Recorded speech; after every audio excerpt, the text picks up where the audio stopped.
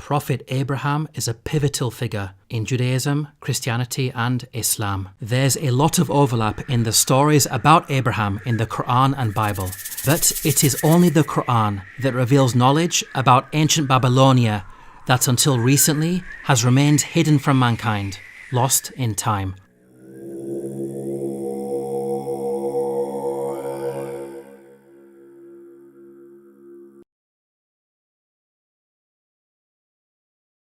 Jewish, Christian, and Islamic sources all place Abraham's birthplace in ancient Babylonia, the region where we find modern-day Iraq. This region worshipped a multitude of gods and goddesses. Of particular prominence in the pantheon were celestial bodies such as the stars and planets. Each city had a patron god, which they worshipped as their main benefactor and protector. The moon god Nana, symbolized by the crescent, was worshipped at Ur and Haran. Shamash, god of the sun, represented by the solar disk, was worshipped at Larsa and Separ. Venus, personified as the goddess Ishtar, was symbolized by an 8-pointed star and worshipped at Uruk. According to Mesopotamian mythology, these three celestial bodies, the sun, the moon, and Venus, formed an astral triad.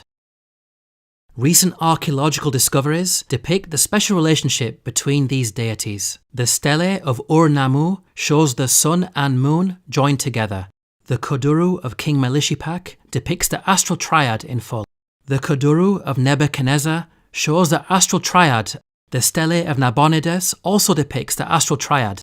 The wide geographic distribution of these artifacts indicates that this astral triad was a prominent cult throughout the region.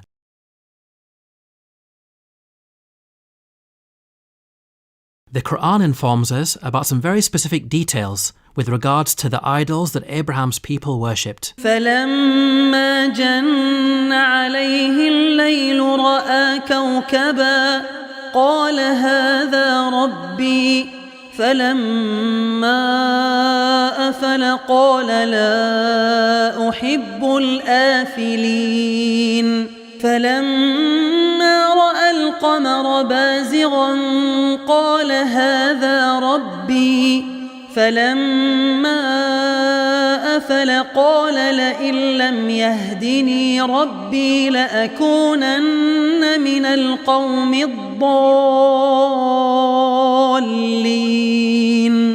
فَلَمَّا رَأَى الشَّمْسَ بَازِغَةً قَالَ هَذَا رَبِّي هَذَا أَكْبَرُ فَلَمَّا أَفَلَتْ قَالَ يَا قَوْمِ إِنِّي بَرِيءٌ مِّمَّا تُشْرِكُونَ.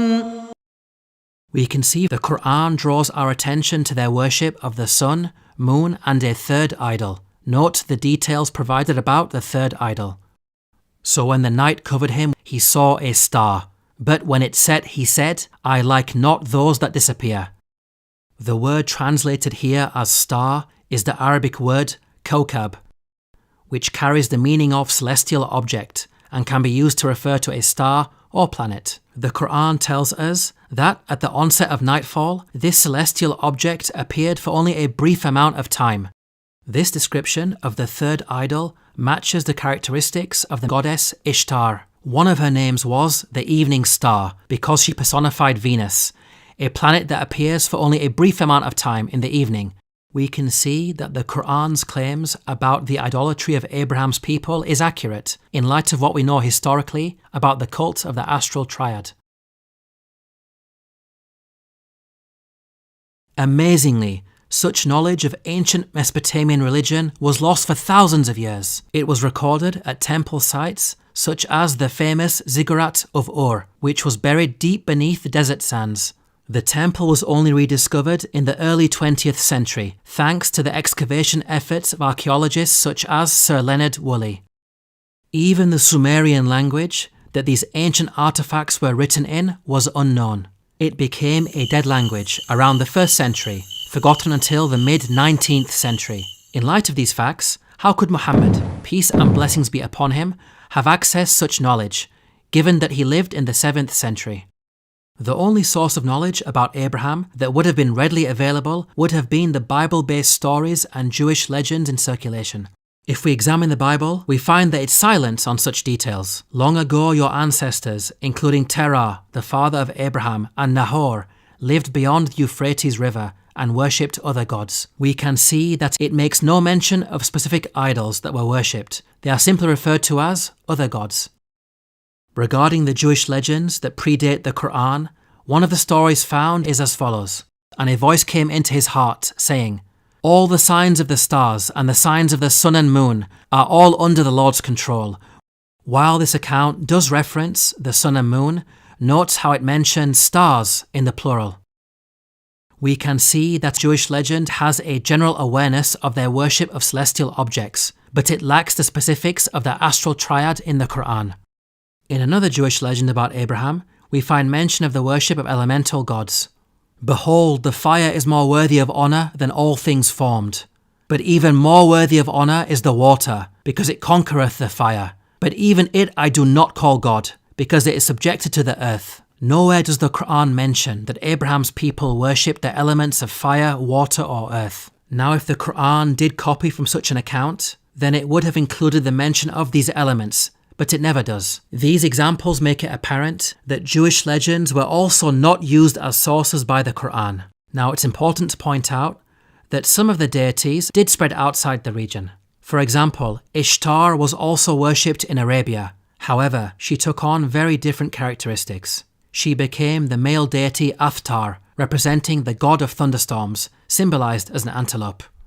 In Egypt, she was Astarte, the goddess of war, symbolized by a horse and chariot. These incarnations are radically different to their counterpart, Ishtar, the evening star. We can see that Ishtar had a chameleon-like quality. Her identity was constantly evolving, with her attributes, symbolism and even gender differing from region to region. This would have made it difficult for Muhammad, peace and blessings be upon him, to accurately pinpoint her identity in the context of Abraham. In conclusion, the Quran is filled with stories about past nations, with its author consistently demonstrating accurate knowledge of the unseen at different times and places in history. This is not a quality of human beings, but rather the divine. The Quran proclaims that God Almighty Himself revealed such knowledge. تلك من أنباء الغيب نوحيها إليك ما كنت تعلمها أنت ولا قومك من قبل هذا. To learn more about the miracles of the Quran, please download your free copy of the book, The Eternal Challenge, at the link below.